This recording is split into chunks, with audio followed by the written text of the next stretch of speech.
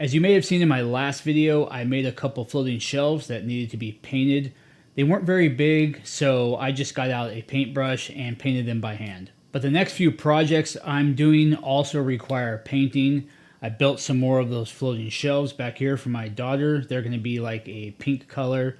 And then I have a cabinet that I'm going to put up in my hall bathroom that also needs to be painted. I also have a few outdoor chairs and tables that I built a few years ago that need to be refinished. So I started thinking about what are some better ways I could use to apply paint and finish. So after looking at a few different ideas, I decided that a spray gun would be the way to go. So this is what I decided to get. It is the Wagner FLEXiO 4000. It comes with two spray guns, one for larger areas and then a smaller one for more detail work. It says it has enough power to spray unthinned paints and stains. It also says you can spray anything through this. Paint, primer, stains, lacquers, sealers, water-based, latex-based, oil-based, anything you want. This says it can handle it. And Wagner claims with this you can paint 12 times faster than using a brush. And when you're all done, cleanup takes just 5 minutes. Now that claim that this is really quick and easy to clean up is one of the reasons I wanted to get this particular unit and test it out. What I'm curious to find out is if you mostly do small to medium-sized projects, which is generally what I do, is something like this even worth it? Is it worth the time it takes to get this out, set it up, use it, and then clean it up and put it away to paint something like 3 small floating shelves? Or am I better off just getting a paint tray and a roller and doing it that way? So the people on the box look really happy using this. They have big smiles on their faces, so let's get this thing opened up and see if I'm just as happy using it as they are. So paperwork right on top, a little bag to keep everything in. So here's the little spray gun. Oh, maybe this is the handle for this. So this is the little detail spray gun right here. And then here's the larger gun. And then this is the part that blows your air to actually make your paint come out. And then it's a 16-foot long hose, which is pretty nice. So you could have this sitting on the ground and you can just have your gun in your hand painting away. All right, guys, I had a couple things come up. So it's been a few days since I opened that box, but now I am anxious to get some paint on those shelves. So I'm going to do that today and I'm going to bring you along. But first, I'm going to bring you in close. I'm going to quickly show you how this all goes together. It's really simple, so this won't take long. All right, guys, I'm going to start with the small detail gun here. Both these guns use the same handle. You just swap them back and forth depending on which one you're going to use. There's a little dial here that allows you to pull the trigger less or more depending on how much paint you want to go through. And then there's just a simple twist nozzle here, whether you want the pattern to go up and down or side to side or diagonal, however you want the pattern to go. You just move this to change how the pattern goes. And that's pretty much it for this little detail gun. Not much to it. The larger spray gun here has a few more controls and it does things a little bit differently. First, to control the flow of material, you use this red dial here. Let's see if I turn it all the way this way. You can see I can't hardly pull the trigger at all.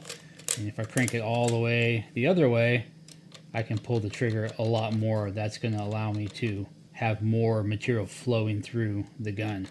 And then there's this little dial on top of the gun. It can give you a narrow or wider spray pattern. That's a little feature that that detail gun does not have. And then like the detail gun, you can turn this front piece here, whether you want your spray pattern to be horizontal or vertical, you just adjust it right here. To remove the handle and swap it to the other gun, it has a little catch right here. You just push this down and then unlock it like that. Give it a quarter turn and that pops right off. This is the unit that supplies the air to the gun. It has a simple on-off switch on top. Then it has this dial that will increase or decrease the airflow. Then to put this all together is very simple.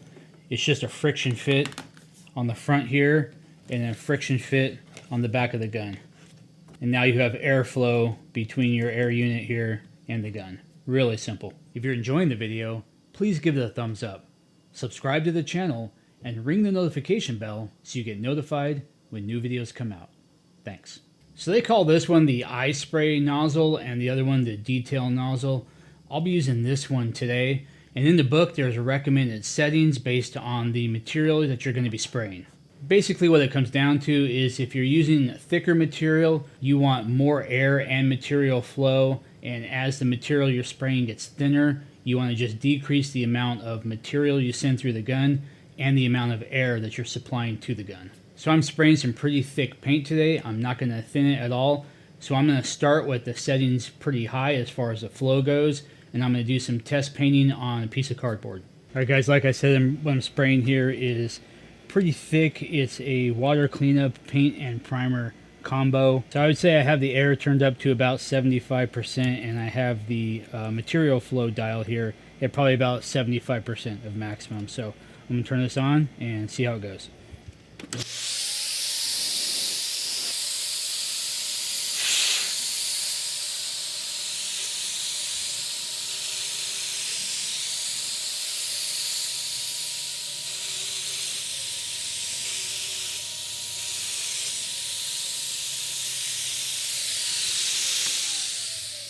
Looks okay for cardboard, I guess. There is quite a bit of overspray going on. So I've turned down the air pressure a little bit, and I'm going to see if that gives me less overspray.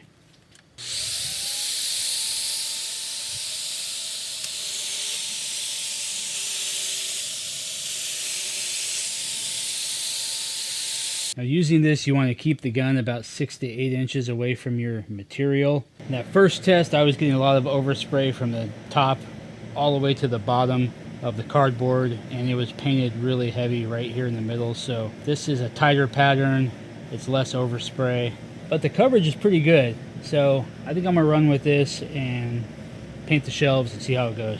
And you know, at the end of the day, it's just paint, it's not rocket science. So I'm gonna go ahead and start shooting those shelves. I can play with the controls a little bit and kind of adjust on the fly and see what gives me the best results.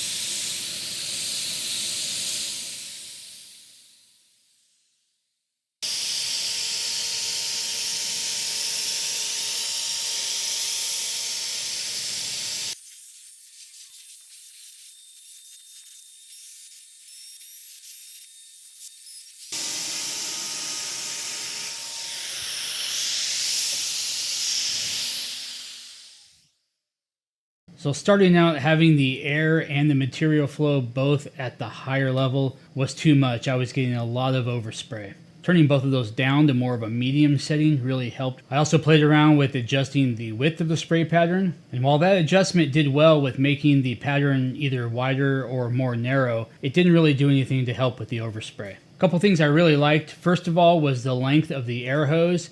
It's 15 feet long, so you can set up the little air turbine in one spot, and you have basically a 30-foot working area. So I just set that little turbine out next to the project, and I was able to get around the whole project, and I didn't have to move it one time. Another thing I liked about it is how fast it was. I painted all 3 of those shelves in, I don't know, 5 or 6 minutes. I'm gonna give them a little bit of time to dry, and then I'll go look at them close, and I'm sure I'll have some touch-ups here and there to do, but that one coat looks pretty good. So I just went, I put another coat on the shelves, I did a little touch-up, so maybe call it 2.5 coats, and the total time of spraying was about 12 to 15 minutes. I didn't actually run a timer, that was the approximate time, but the bottom line is it was really fast. Now cleanup. I mentioned cleanup at the beginning of the video because if it took 2 hours to clean this thing after you were done, doing a small project or even maybe a medium-sized project just wouldn't be worth it, in my opinion. But fortunately, that is not the case. All you're cleaning is the gun and the cup, and it only took about 5 minutes or so.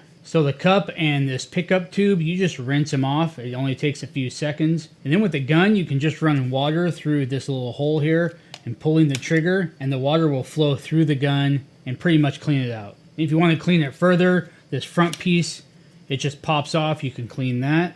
And then for the nozzle, there's this little cap. You just screw it off and you pull this piece out, and that's pretty much the whole gun taken apart. And you just rinse all this stuff off and you're good to go. and I'm pretty happy with the finish it left behind. As you can see here, it's fairly smooth. It's a pretty typical sprayed on finish look. Now if I wanted this to be smoother, I could have thinned the material a little bit, maybe ran it through that detail gun, and that would give me a smoother finish.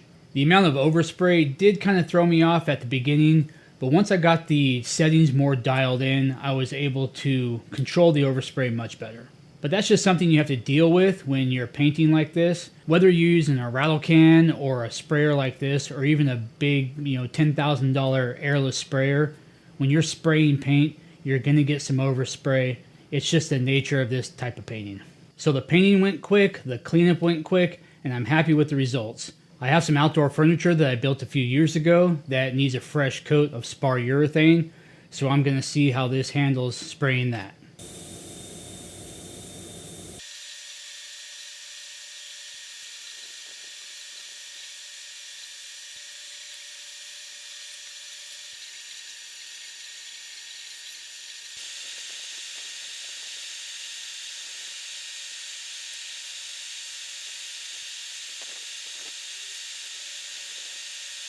Alright guys, it was no surprise at all that the FLEXiO 4000 had no problem spraying that spar urethane. It was about 15 minutes of actual spray time to finish those tables and chairs, and the cleanup was just as easy as cleaning up the paint. Now let's talk numbers. How much does that sprayer cost, and how much does it cost to use it? I did get that sprayer on sale, plus my military discount. I was out the door for right at $200. I used a little over half a quart of that spar urethane to put a few coats on those tables and chairs, so that's about $15 worth of material. Now compare that to finishing those tables and chairs with some rattle cans like this. To get the same coverage would have taken about 3 of these cans at a cost of $45. So like a lot of things, buying in bulk saves you money. A 1 quart can like this gives you approximately 125 square feet of coverage, while a spray can like this gives you about 25 square feet of coverage. So doing some simple math, if you buy this spray rig or something similar to it in the $200 price range, and then you switch from using these to this to spray all your projects, once you got through 6 or 7 cans like this, your spray rig would be paid for. And you can accelerate that by buying your urethane or lacquer in gallons. It would take about 20 of these cans at a cost of $280 to equal 1 gallon of lacquer that only cost about 60 bucks. So when compared to rattle cans, you'd only have to spray 1 gallon of lacquer through that spray rig to pay for it. So not only is this thing going to save me time, it's going to save me a lot of money in the long run. I plan to have this tool for years to come, so really, it's a no-brainer. Now don't get me wrong, a can like this does have its place for small projects, little touch-ups here and there, but there were times when I would buy 4 or 5 of these at a time and use them all on a single project. I just never really thought about how much more expensive that was compared to buying lacquer or urethane in a gallon or a quart and using a sprayer like this FLEXiO 4000. So if you're using brushes and rollers or a can like this to apply paint, urethane, or lacquers, take a look at getting a sprayer like this FLEXiO 4000 from Wagner. I think it's a pretty good investment. In the long run, it's going to save you time and it's going to save you money. If you're interested in a sprayer like this, I'll put some links in the description to a couple different models. Using those links is one of the best ways you can support the channel, so please consider checking them out. I hope you enjoyed the video. I hope it gave you some useful information. Thanks for watching, and I'll see you for the next one.